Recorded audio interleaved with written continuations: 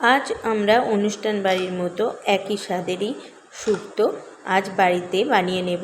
তার জন্যে আমরা বড়িটাকে ভালো করে লাল লাল করে ভেজে তুলে নেব।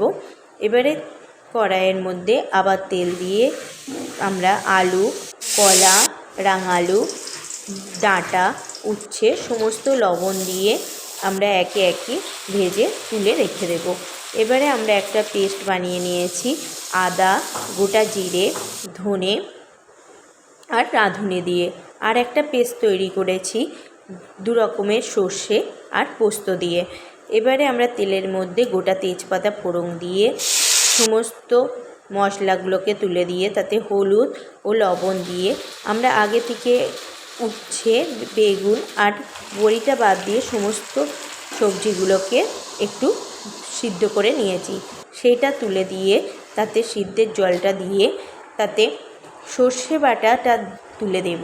এবারে বড়ি, বেগুন ও উচ্ছেগুলোকে দিয়ে দেব। দিয়ে আমরা 1 কাপ সাধারণ দুধ ও 1 কাপ নারকেল দুধ দিয়ে দেব। তাতে আমাদের স্বাদ অনুযায়ী চিনি আর বেশ কিছুটা ঘি ওপর থেকে দিয়ে দেব।